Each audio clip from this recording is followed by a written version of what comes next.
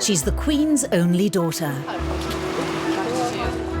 To many, the princess who symbolises the best of the royal family. I think a lot of people in this country think that Anne would actually make a great queen. She'd have made a formidable monarch, without a doubt, because it is duty before self, and Anne is the personification of that. But as she turns 70, how well do we really know Anne? Well, I'm not totally useless. I was quite well educated, one way and another. How has her relationship with her family defined her? Princess Anne was the son that Prince Philip never had. She is very much in his image. And what is she really like?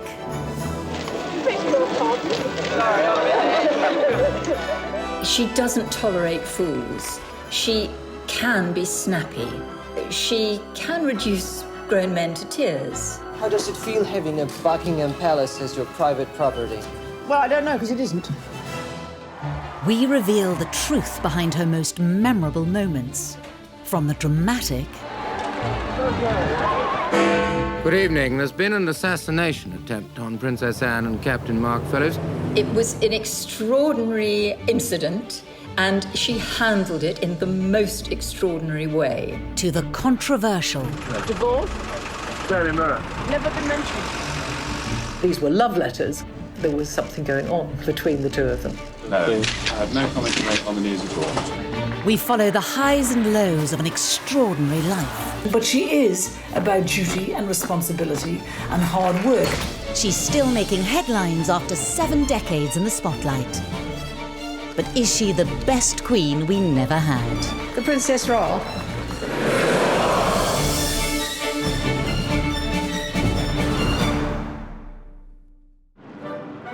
Born in August 1950, Princess Anne is the only daughter of Queen Elizabeth II and the Duke of Edinburgh, and sister to Charles, Andrew and Edward. Anne was born 70 years ago, the second child of Elizabeth. And of course, when she was born, her grandfather, George VI, was still on the throne. And it really was a million miles away to where society is today.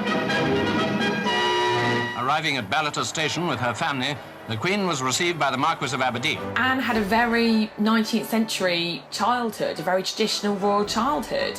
When she was born, of course, the Queen was not yet Queen. She was still Princess Elizabeth. So Anne was not born at Buckingham Palace, as many people think, but actually at Clarence House, where the then Princess Elizabeth and Prince Philip moved after their wedding. Despite Charles being 18 months older and heir to the throne, it was Anne who was assertive from a young age. Anne's always been a tomboy. She's always been the one who goes out and climbs trees and is very courageous and very confident, very willing to explore the world and find her own way in the world. In a way, perhaps that Charles has been a little more timid, a shyer, more sensitive character. Anne is absolutely a chip off the old block. As a child, even though she was a couple of years younger than the Prince of Wales, she was quite happy to take him on in any kind of physical rough and tumble, and she often came out on top. One person with a better insight into Anne than most is Katie Nicholl. She recently interviewed the princess to mark her 70th birthday. I think growing up with 3 brothers, it was inevitable that Anne was going to be pretty tough, pretty resilient.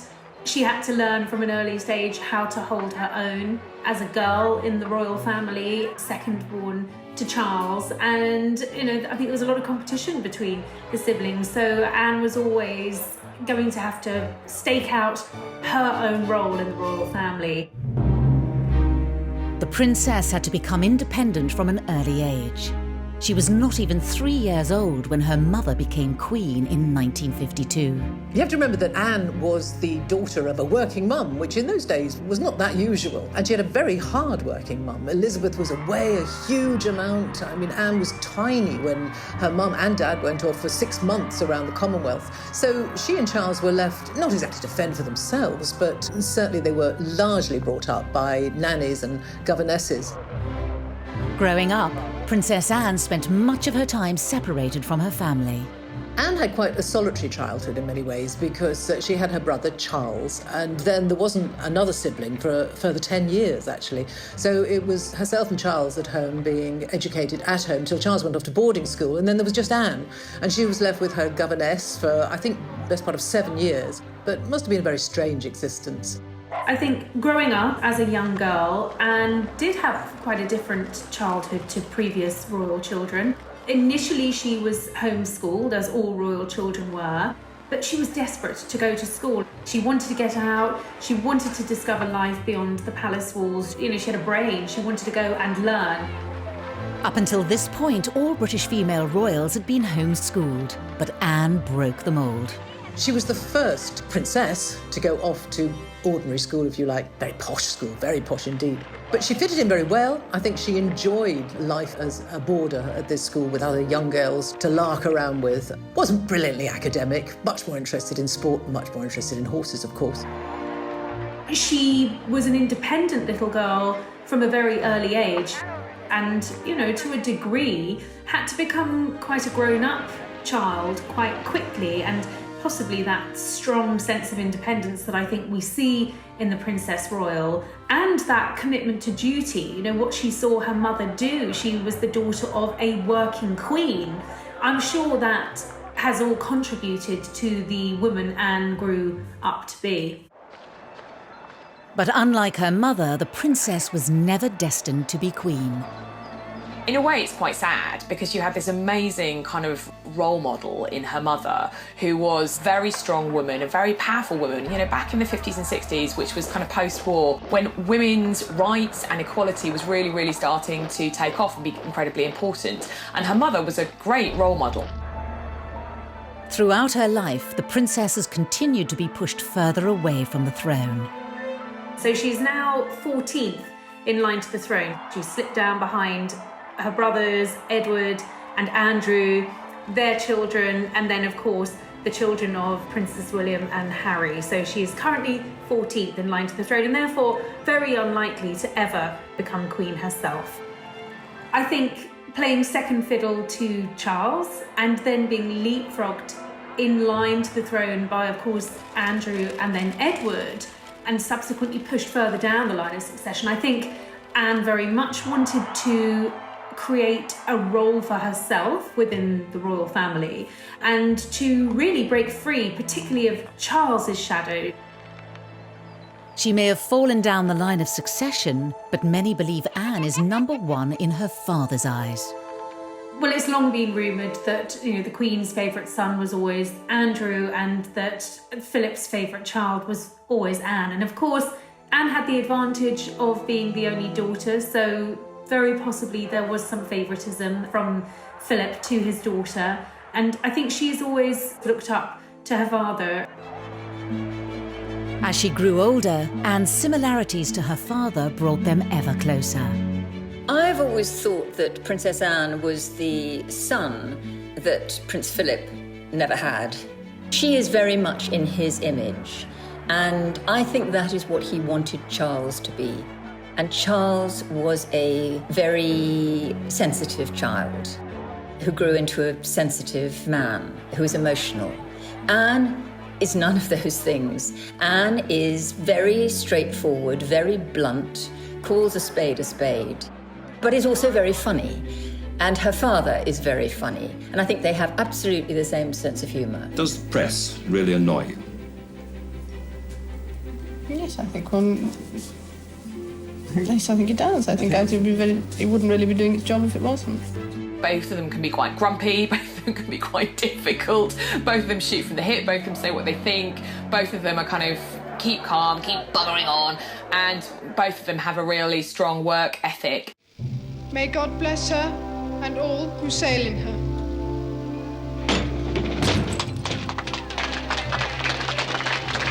Princess Anne's incredible work ethic was evident from a young age. In 1968, aged just 18, she became a working royal. I think she's always had a sense of commitment from a very early stage in her life, and after school she decided that rather than go to university, she wanted to start working and becoming a full-time working royal, and that's exactly what she did. Anne didn't see the point of any further education. She'd had quite enough by the time she was 18 and said that she thought university was a very overrated pastime. She probably wouldn't have got in anyway because she didn't do brilliant in her exams. I decided, after my limited school career, not to go to university. Contrary to some reports, not because I couldn't go to university, but I didn't actually want to go to university. She was just out of school and she was going on engagements with her mother and father. When the Queen and Philip went to Australia in 1970, Anne wasn't even 20, she was still only 19. She accompanied them, and it was the birth of what has become a real royal staple, the royal walkabout. There had never been a walkabout before, but such was the interest in the young teenage Princess Anne, and she was a very gamine and attractive teenager. The crowds turned out in their thousands. The princess has devoted a large part of her life to official engagements and is often referred to as the hardest working royal. She always has been one of, if not the most hard-working member of the royal family. I mean, she will carry out 4 or 5 engagements in one day. She could be in Scotland in the morning, London in the evening, and she would be very well briefed on every engagement and extremely professional. She's admitted she's a workaholic. Anne is very no-nonsense, and she takes that approach to her work. She regularly tops the best-selling list in terms of the highest number of engagements. I think on an average year, she does anything from 350 to at most 500 engagements, both domestically in the UK and abroad. It's a huge workload. I remember Kevin MacLeod, who was the Canadian Secretary to the Queen, said of Anne in 2014, her credo, literally her belief is, keep me busy, I'm here to work, I'm here to do good things, I'm here to meet as many people as possible. Anne may work hard behind the scenes, but for many years this has been eclipsed in the media, all due to her troublesome relationship with the press. This was apparent from her first visit to the United States in 1970, when the princess was just 19. One of her first foreign trips was to America, where she and Charles went together. And she was not very well received there at all. She went to the White House to visit Nixon when he was president. And there was a lot of negative press because she seemed to be so sulky.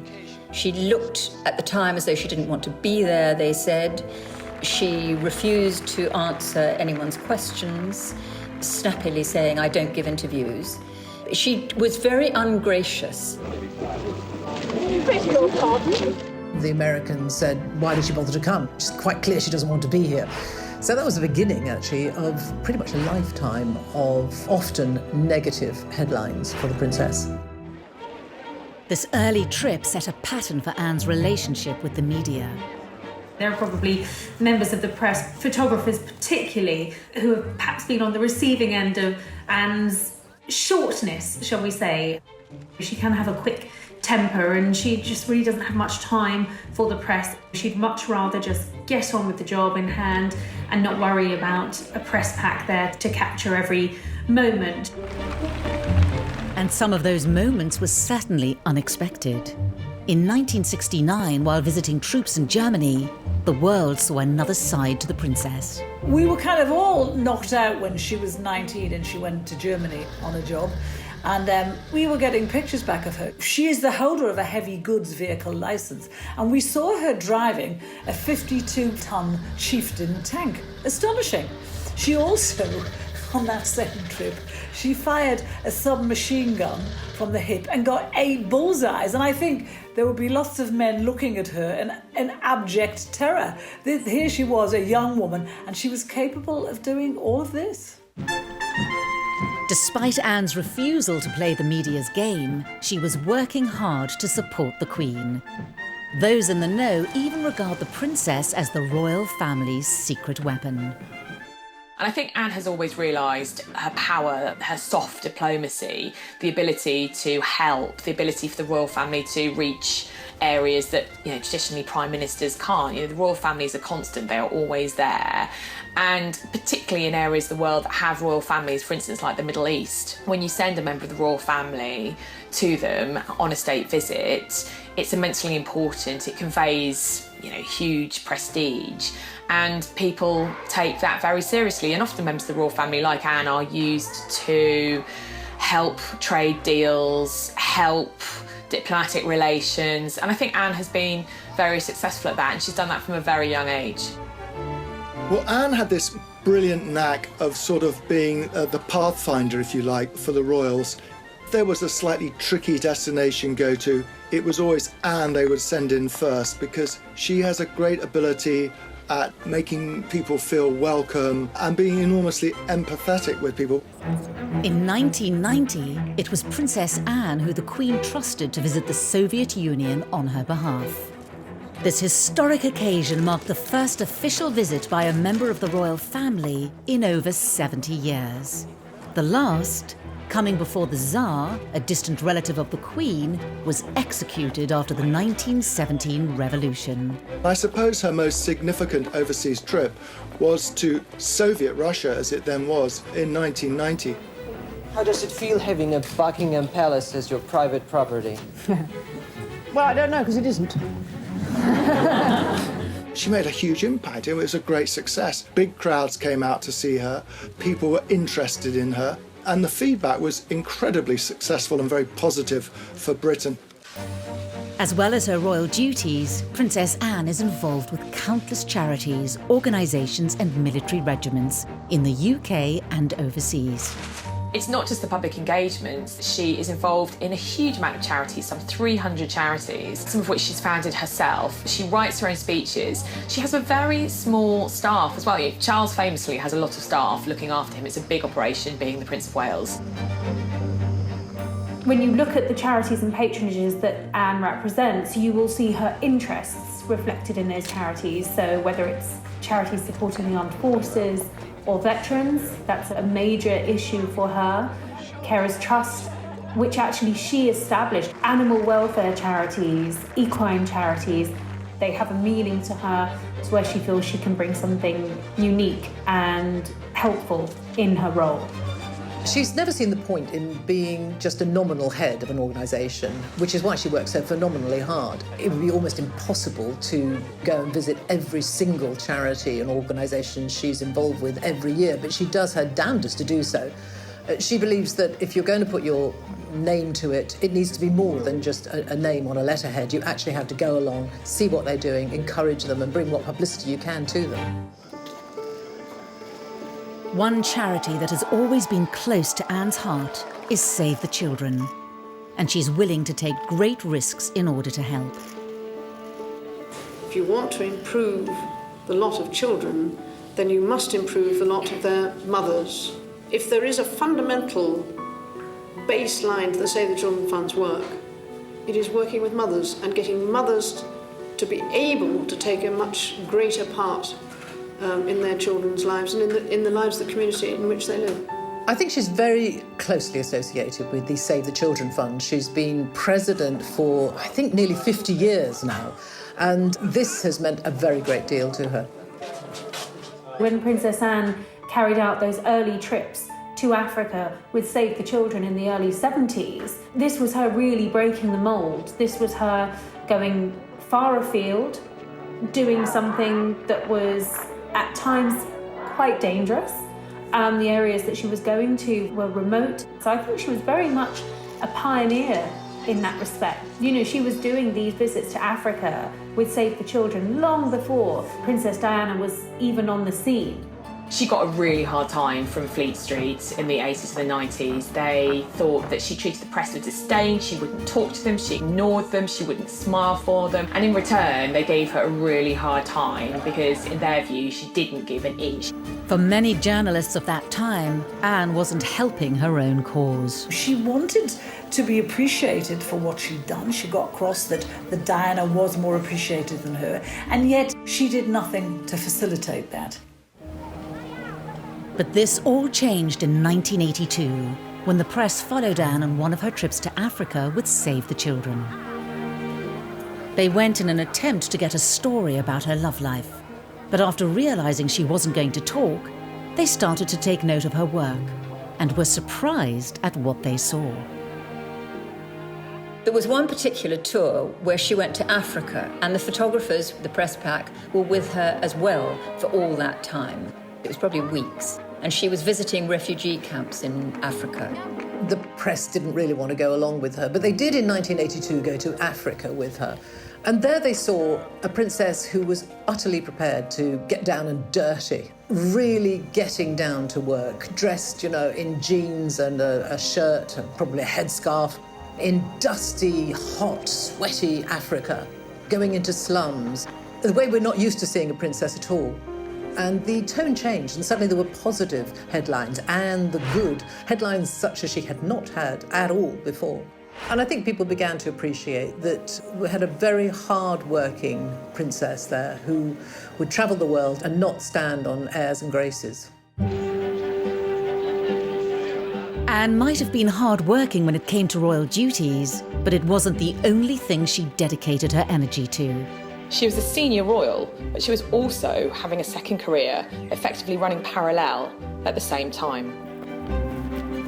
Breaking with tradition, she chose to also pursue a riding career alongside royal duties.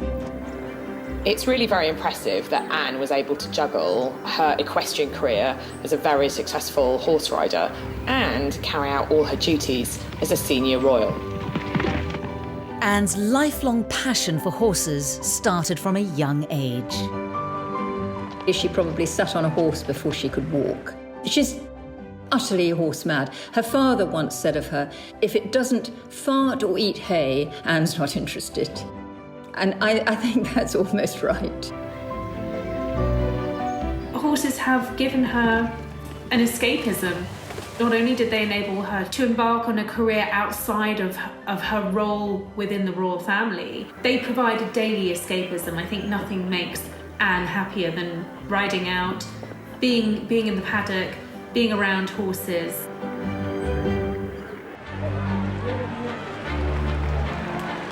Horse eventing has long been considered a risky sport.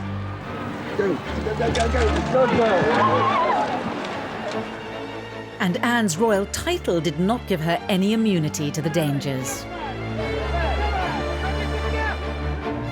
Anne narrowly escaped serious injury following a bad fall whilst competing in Dorset. I didn't actually see what happened. What it looked like is that the horse hit the fence and she got thrown onto the ground and the horse came over on top and rolled on top. She was unconscious when I got there. It was later learnt that Princess Anne had cracked a vertebra.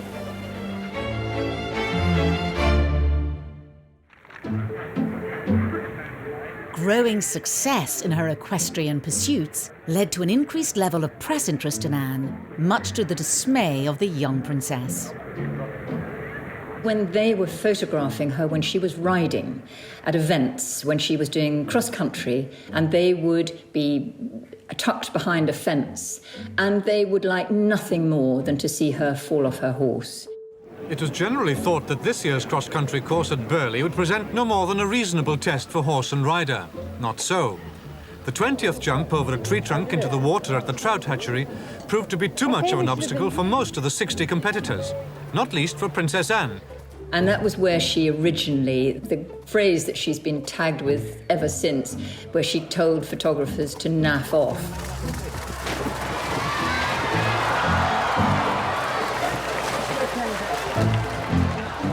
Anna's always spoken her mind, and she can be quite abrupt. It wasn't really naff off. Her language can be quite fruity. She hated the intrusion of the press, as she saw it, when she was trying to concentrate on riding.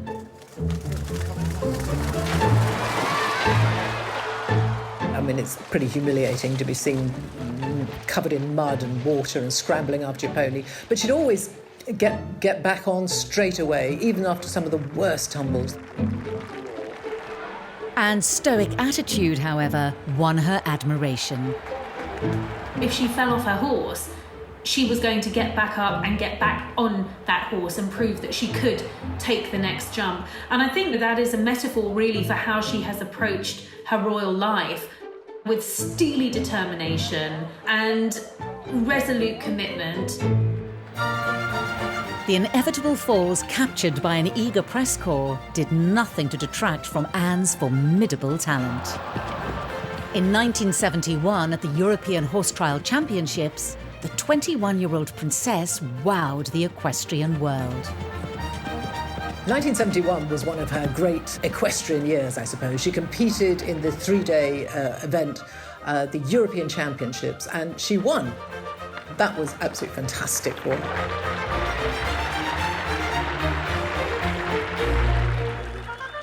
And sporting success allowed the public to see a different side of the princess.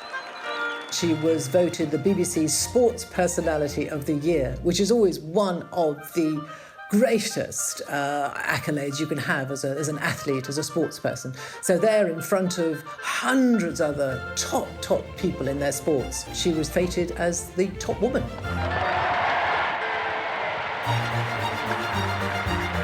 It was a way of actually connecting the royal family to the public. You know, getting that BBC Sports Personality of the Year probably, in many ways, made Anne more relatable to the British public than she ever had been.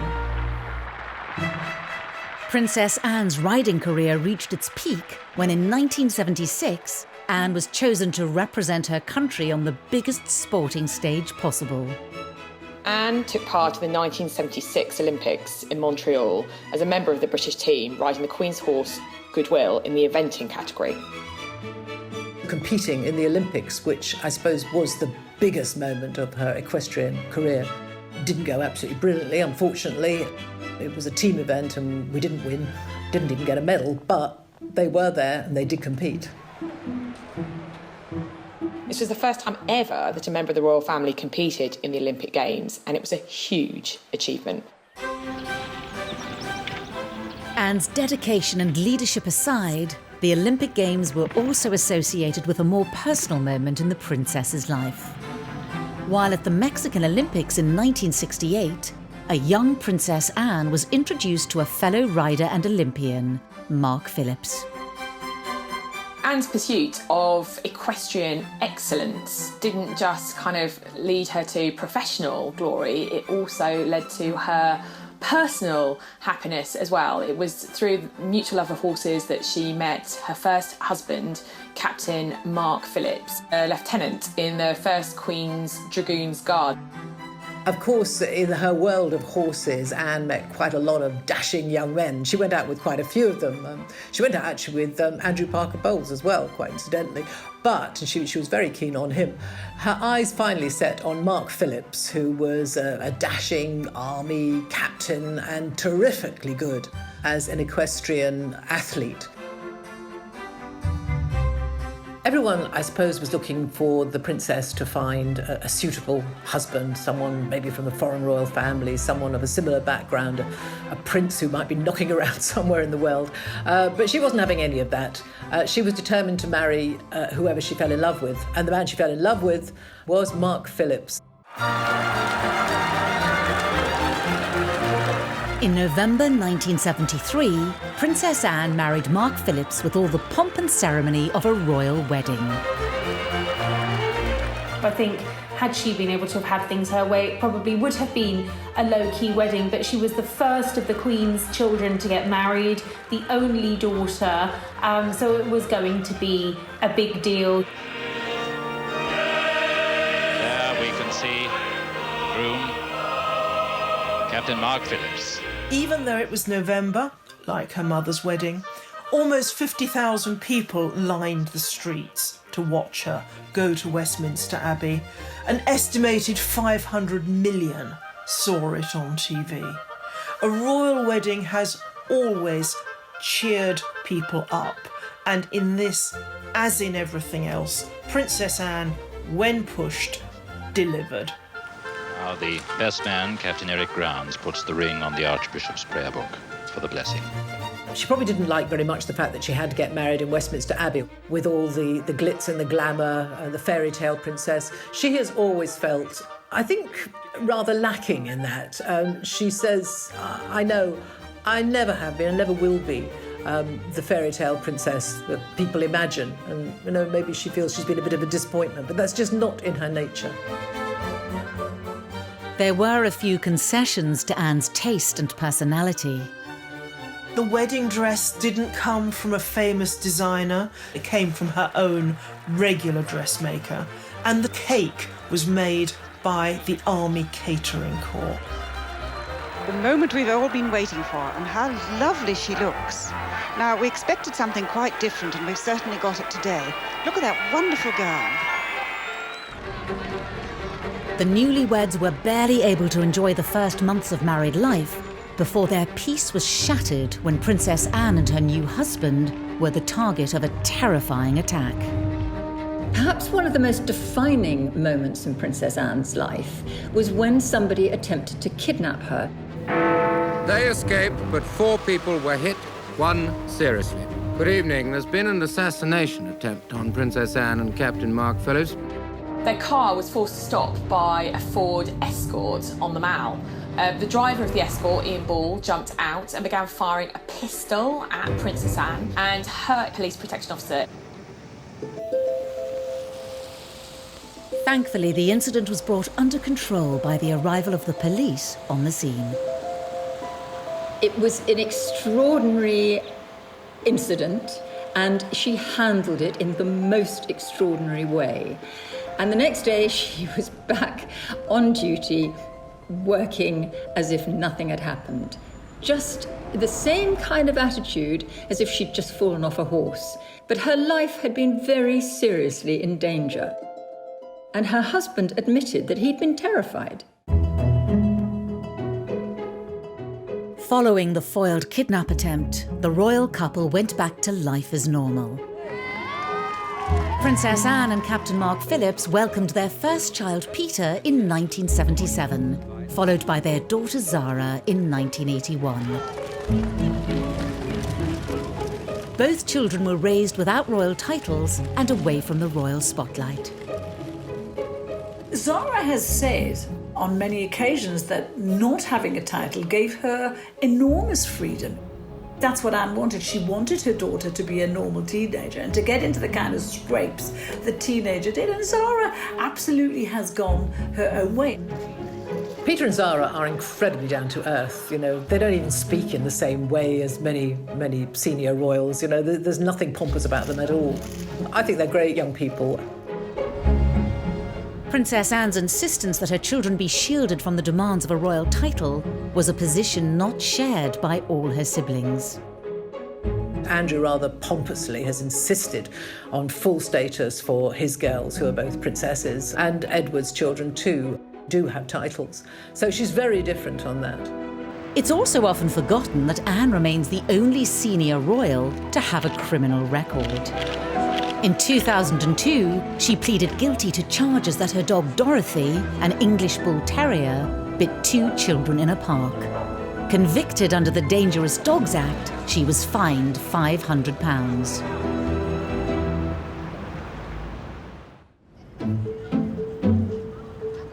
In 1989, Anne was again the victim of a crime when private letters were stolen from her briefcase in Buckingham Palace. Ultimately, they revealed her own romantic indiscretions, while still married to Mark Phillips. Alone today at her Gloucestershire home, Gatcombe Park, the Princess Royal has said nothing about the letters stolen from Buckingham Palace. No one quite knew what to make of it, but it transpired very quickly. In fact, the palace issued a statement saying that these were letters from Timothy Lawrence, who was the Queen's equerry at the time, to Anne. And it became very obvious very quickly, though we didn't get the content of the letters, that these were love letters and that there was something going on between the two of them. No, I have no comment to make on the news at all. It transpired when we all started to dig around that Anne had been seeing him for quite a long time. She was going to his home in Winchester every weekend. And when we all went there to talk to the neighbours, they quite gaily said, "Oh yes, she's been coming for months." And we all said, "Well, why didn't you say anything?" And they didn't, because they liked her. As for the letter thief, Scotland Yard's Serious Crime Squad investigated the incident for 4 months. They took 500 sets of fingerprints and interviewed almost everyone at the palace, but the thief was never identified. The damage was done. The letters had exposed Anne's affair and revealed the true state of her marriage. Speculation was rife that her and Mark Phillips would be divorced, even though she denied it.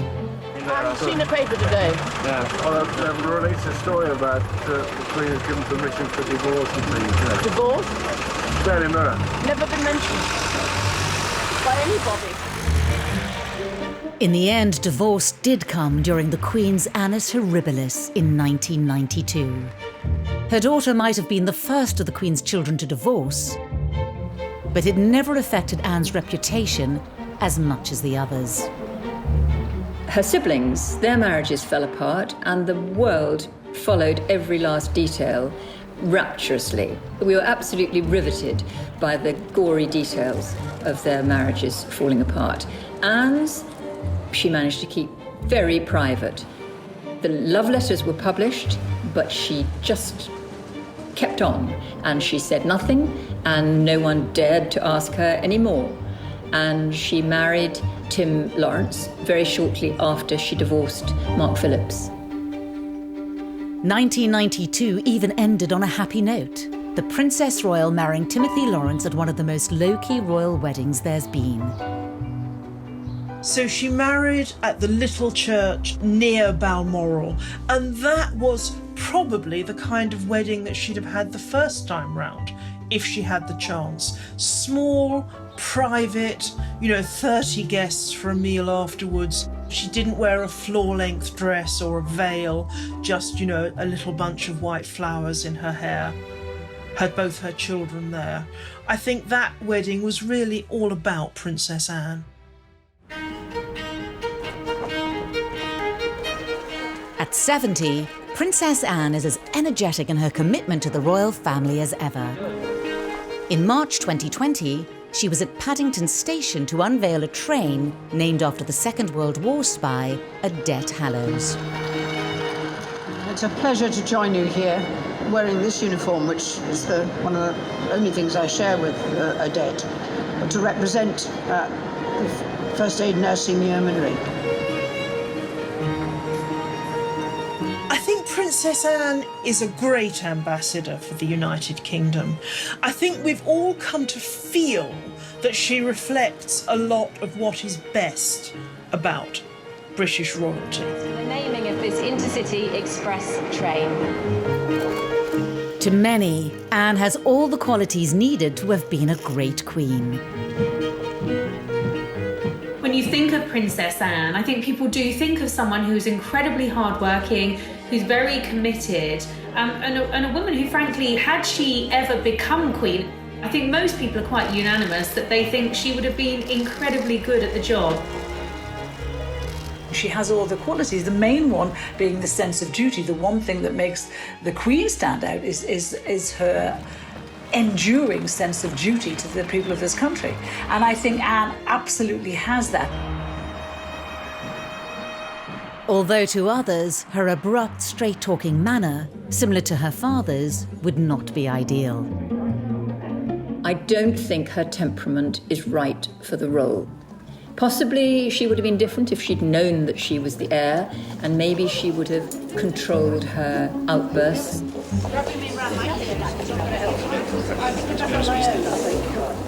But I doubt that. I think she is very like her father.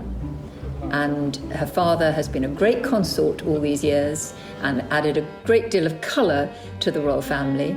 And we've been able to laugh at some of his jokes, but I think it's a very good thing that it was the Queen who's actually been in charge.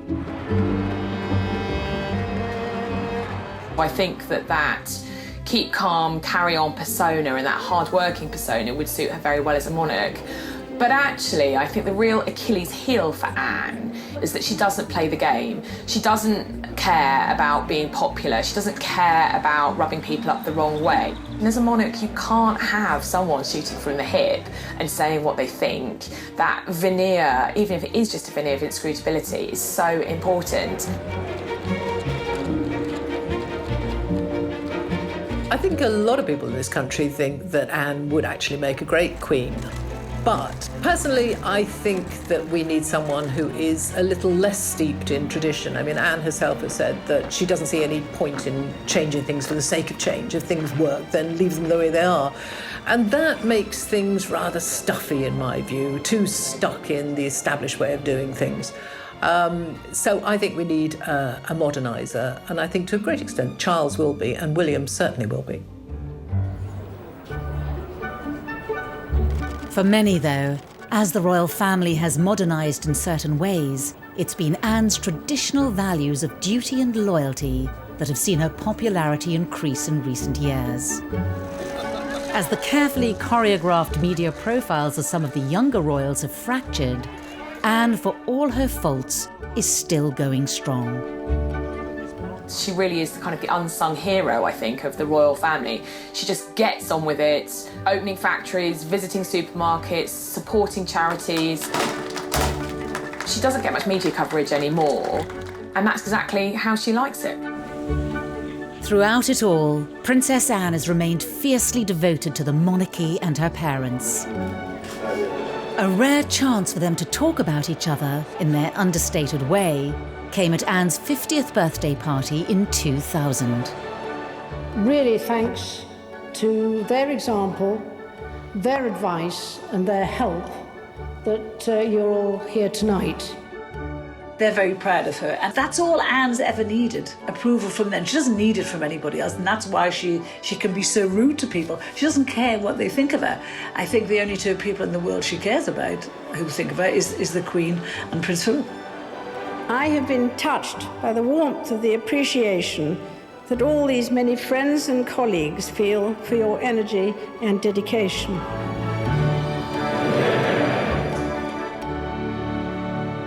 Anne might have been hard-working when it came to royal duties, but also being seen sharing a laugh with world leaders as they appear to talk about Donald Trump.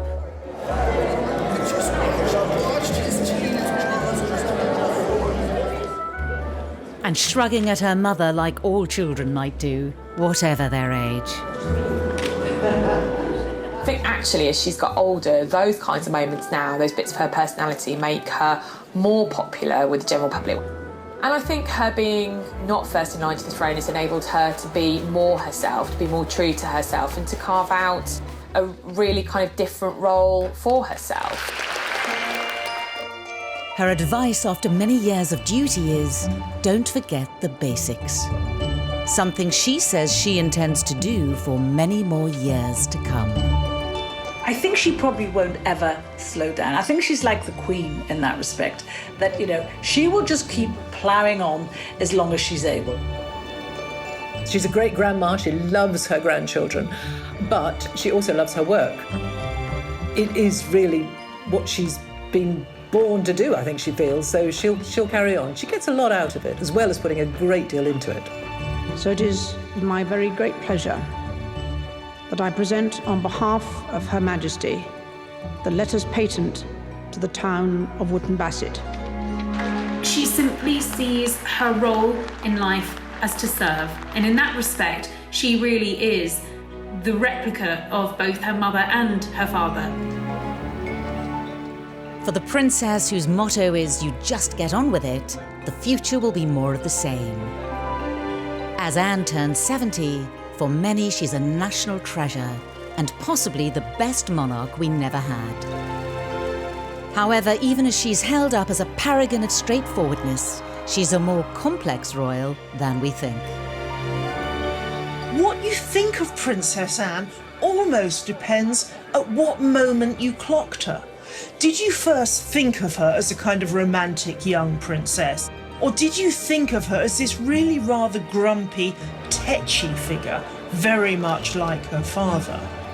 Or if you're only really thinking about her now, maybe the wheel has turned full circle and you are thinking of her as someone who represents the best of the old-style monarchy, but in another, she was quite forward-thinking, not giving her children titles, making a life for herself outside of royalty, way before anybody else.